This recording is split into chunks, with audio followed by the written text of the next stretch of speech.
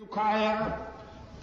باپ بھی بیٹے کو تانا دے کر معاف کرتا ہے، لیکن رب العالمین اپنے خطا کار بندے کو تانا بھی نہیں دیتا، معاف کر دیتا ہے۔ نعرہ تکبیر۔ حدیث قدسی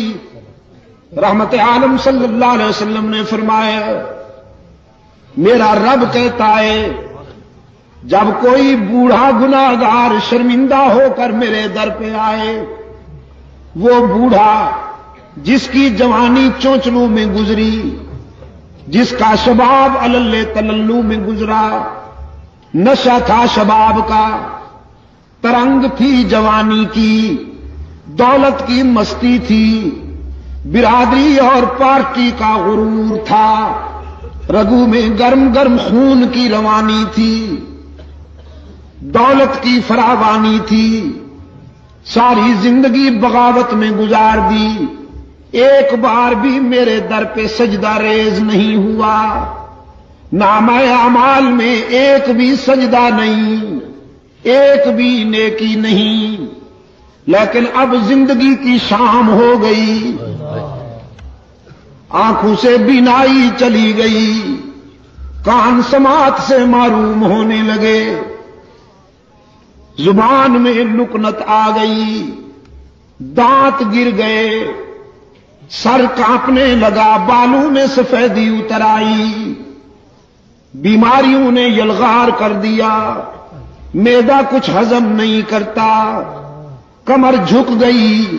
پاؤں کانپنے لگے، ہاتھ لرزنے لگے،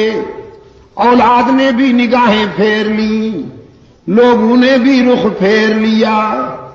اور سب سے بڑا حادثہ جیب خالی ہو گئی،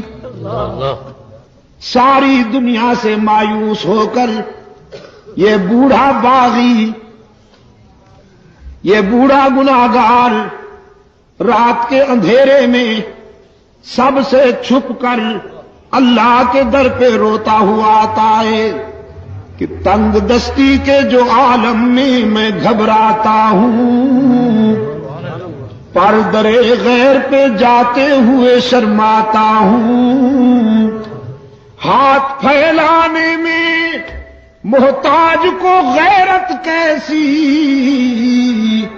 شرم اتنی ہے کہ بندہ تیرا کہلاتا ہوں۔ رب العالمین نے فرمایا میرے محبوب، میرے پیغمبر بہت اچھی طرح جانتا ہوں اس بوڑھے کو، اس کے ماضی و حال کا ایک ایک نقش میرے سامنے ہے، لیکن آج میں اسے در سے اپنے در سے ٹھکراتا نہیں،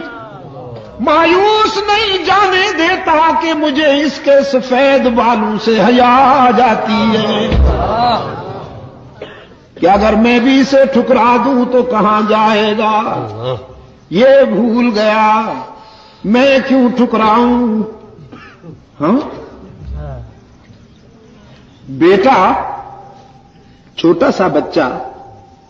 اگر اپنے گھر سے ہٹ کر کسی دوسرے کے گھر پہ جا کے مانگے،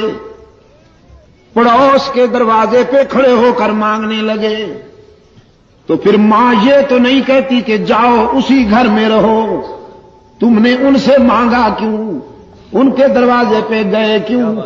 ماں آتی ہے، اپنے لال کو اٹھا کر سینے سے لگاتی ہے، منہ چوم لیتی ہے، کہتی ہے بیٹا یہاں کیوں آ گئے ہو، سب کچھ مجھ سے ہی ملے گا۔ رب العالمین تو والدین سے بھی زیادہ شفقت کرنے والے ہیں،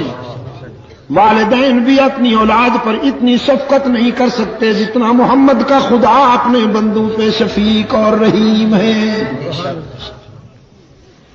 بغیر کچھ لیے سب کچھ دینے والا کون؟